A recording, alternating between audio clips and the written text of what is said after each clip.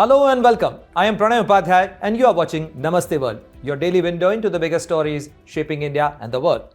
For decades, India bought weapons, France sold them. But now, in a stunning reversal, Paris may soon be purchasing India-made Pinaka rocket system, a deal that signals India's transformation from arms importer to global defense exporter. India has faced terrorism for decades, from cross-border attacks to homegrown radicalization. But until now, there was no single unified strategy to fight it. That just changed with PRAHAAR, India's first ever national counterterrorism policy.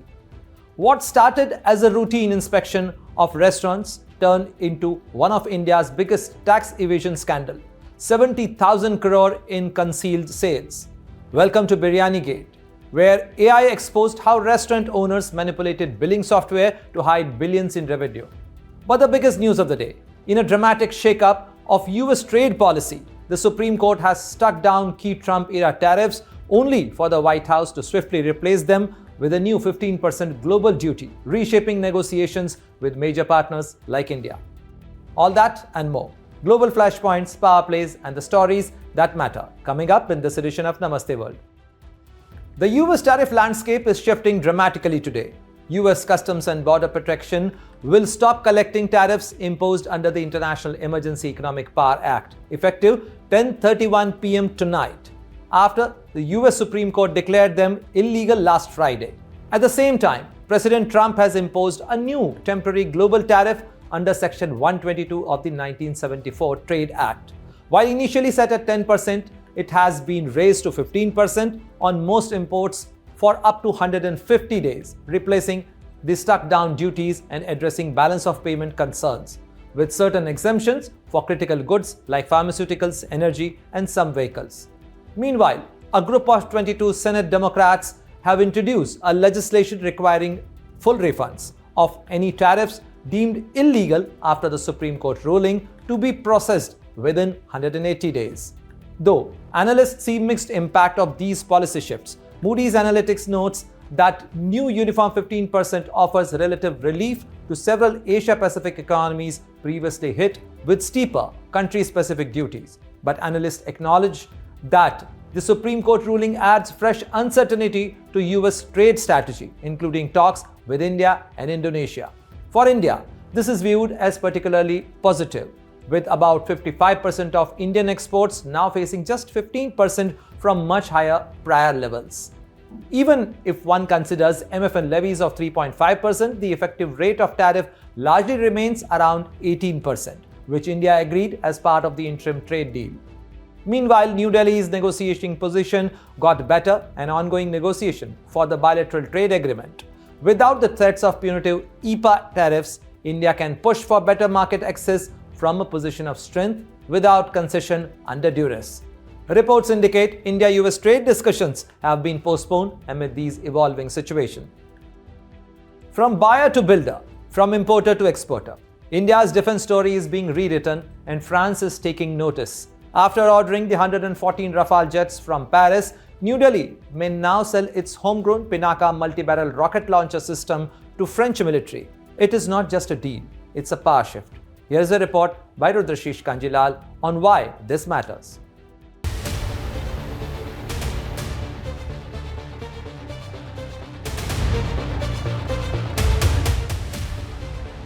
A stunning reversal in the global arms market. For decades, India bought, France sold. Now the tables may be turning. After India moved ahead with its massive 114 Rafale jet order from Dassault Aviation, Paris is eyeing something unexpected: India's homegrown Pinaka rocket system. This is not just another defense deal. This is a strategic shift. France, one of the world's top arms exporter, is reportedly studying the acquisition of India's indigenously built Pinaka multi-barrel rocket launcher, a clear signal that Indo-French defense ties are entering a new phase. Not buyer and seller, but partners. Why now? Because war in Ukraine has changed Europe's calculations. France donated key artillery systems to Kiev. Its LRU rocket launchers, based on the M270 platform, are running thin. Only 9 remain. They retire by 2027. Stockpiles are shrinking. replacements are urgent, and that's where Pinaka comes in. Developed by India's Defence Research and Development Organization, Pinaka is fast, mobile, brutal. Think of it as a wheeled rocket shotgun. 12 rockets in just 44 seconds. Range between 90 and 130 kilometers. 6 units firing together can unleash 72 rockets in under a minute, flattening enemy positions across a kilometer-wide zone. It works in all weather, it moves fast, and it costs far less than Western rivals like America's HIMARS. That price-performance balance is turning heads in Europe. In 2024, French Brigadier General Stéphane Ricaud tested the system during his India visit. Reports say he praised its mobility, speed, and compatibility with NATO systems. For France, Pinaka could serve as a quick operational bridge until its own next-generation FLPT rocket trials begin in mid-2026. But this is about more than artillery. French officials want resilient supply chains, diversified sourcing, shared productions, and deeper technological collaboration. This is no longer a one-way street. Just days ago, during French President Emmanuel Macron's visit to India, ties were elevated to a special global strategic partnership, a powerful upgrade covering defense, technology, the Indo-Pacific, and the long-term Horizon 2047 roadmap. India has already exported Pinaka to Armenia. Now France could become a Western buyer. If that happens, it won't just be a sale, it will be symbolic. A NATO power buying Indian rockets, a former supplier turning customer, a signal that India's defense manufacturing push is no longer regional, it is global. From Rafales in Indian skies to Indian rockets potentially in French batteries, the partnership is evolving. The question now is simple. Is this the beginning of a new defense axis in the Indo-Pacific, or the start of India's emergence as a major arms exporter to the West? Either way, the Pinaka story is no longer just about rockets, it is about power. With Rudrashish Kanjilal, Bureau Report, India Today Global. Zero tolerance, no negotiations, no expectations. India just unveiled PRAHAAR, its first ever written rulebook for fighting terrorism. It's a game changer. Real-time intelligence sharing, cutting-edge technology at border, de-radicalization programs, and global coordination to hunt down terrorists wherever they hide. This isn't just policy, it's a declaration. India is organized, India is serious, and India will not back down. Jyoti Shukla reports.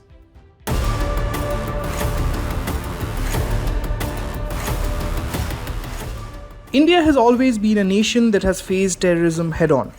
From cross-border attacks to homegrown radicalization, the threats have been real and they have been costly.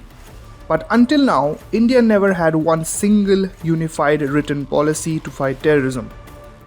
That changes with PRAHAAR. Released on 23rd February, PRAHAAR is India's first ever national counter-terrorism policy and strategy. Think of it as the official rulebook, a clear, structured plan that tells every agency, every state government, and every community exactly how India will prevent, respond to, and recover from terror threats. So what does PRAHAAR actually stand for? At its core, it means zero tolerance. No negotiation, no exceptions. And importantly, the policy makes one thing crystal clear. Terrorism will not be linked to any religion, caste, or nationality. This isn't about targeting a community, it's about targeting a crime. Now let's break down how it actually works. The police identifies the biggest threats India faces today: cross-border sponsored terrorism, global outfits like Al-Qaeda and ISIS, and the growing misuse of technology. We are talking drones being used for attacks, terror networks operating through encrypted apps, the dark web, and even crypto wallets to hide money. Add to that the very real risk of chemical, biological, radiological, and nuclear threats, and you start to understand why a coordinated national strategy was long overdue. On prevention, the government plans to use real-time intelligence sharing through something called the Multi-Agency Center. Basically a hub where all security agencies stay connected and share information instantly. Cutting off terror financing and securing borders with advanced technology are also key parts of this. When an attack does happen, local police are the first to respond. For major incidents, the National Security Guard steps in, and all investigations will be led by the National Investigation Agency, with the Ministry of Home Affairs coordinating everything under standard procedures. But PRAHAAR goes beyond just guns and surveillance. It also focuses on de-radicalization, working with community leaders, religious figures, schools, and by creating employment opportunities for youth so that terrorism never gets a foothold in the first place. Even prisons are being addressed to stop radicalization from happening behind bars. Globally, India will use treaties, extradition agreements, and partnerships at the United Nations to hunt down and prosecute terrorists who think they can hide across borders. PRAHAAR isn't just a policy document, it's a national commitment, a message to the world that India is organized, India is serious, and India will not back down. With Jyoti Shukla, Bureau Report, India Today Global. Delete a bill, hide a transaction, evade billions. That's the Biryani Gate scandal. And it's not just about biryani. Using AI and big data, tax authorities analyzed 60 terabytes of billing data from over 1.7 lakh restaurants, IDs across India. What they found? 70,000 crore in concealed sales since 2019. The food industry is now under unprecedented scrutiny. Here is a report.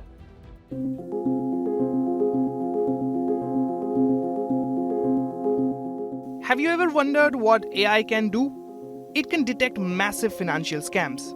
What seemed like a routine inspection of restaurants turned into a discovery of one of the biggest tax evasion schemes in India's recent history. Famously termed the Biryani Gate tax scam, the findings have shocked the restaurant and food industry. Authorities from the Income Tax Department found that restaurant owners were manipulating billing software to delete or alter bills after customers paid, hiding huge amounts of revenue. The evasion included GST and income tax. Using AI and big data, authorities analyzed 60 terabytes of billing data from over 1.7 lakh restaurant IDs across the country. And guess what? Officials found concealed sales worth about 70,000 crore rupees since the 2019-20 financial year. And this was not just in Hyderabad. States like Karnataka, Tamil Nadu, Maharashtra and Gujarat also had similar suspects. So how did they manage it? Some restaurants erased entire days of sales while others selectively deleted high cash transactions to avoid paying GST and income tax. The billing software made everything appear normal. Customers paid for their meals, but transactions were later deleted or altered. Physical checks at sample outlets confirmed the suppressed revenue, validating the findings from the software analysis. Authorities say this manipulation was not accidental. It was systematic, widespread, and deliberately designed to hide billions in revenue. The scale shows deep-rooted tax evasion in the industry. The Income Tax Department continues its probe and warns that this is not just about biryani. It's about software-enabled tax evasion spreading across India's restaurant industry. Officials say this could just be the tip of the iceberg. Restaurants across India could face audits and penalties. Authorities are digging into other chains and software systems. The Biryani Gate scandal shows how technology meant to make transactions transparent can sometimes be misused to hide billions in taxes. This scandal is a wake-up call for the food industry. It shows how billions can be hidden using technology. The Biryani Gate case will definitely have long-term consequences, with India's restaurant industry now under unprecedented scrutiny. Bureau Report, India Today Global. As we wrap up today's show, here's a quick look at the top stories making waves around the world. Former UK Ambassador Peter Mandelson has been released on bail after being arrested in London on suspicion of misconduct in public office, following revelation over his ties to convicted sex offender Jeffrey Epstein. Ukraine's President Volodymyr Zelensky says nation will not betray sacrifices as it marks 4th anniversary of Russia's invasion. France bars US Ambassador Charles Kushner from meeting ministers after he skips summons over activist killing comments.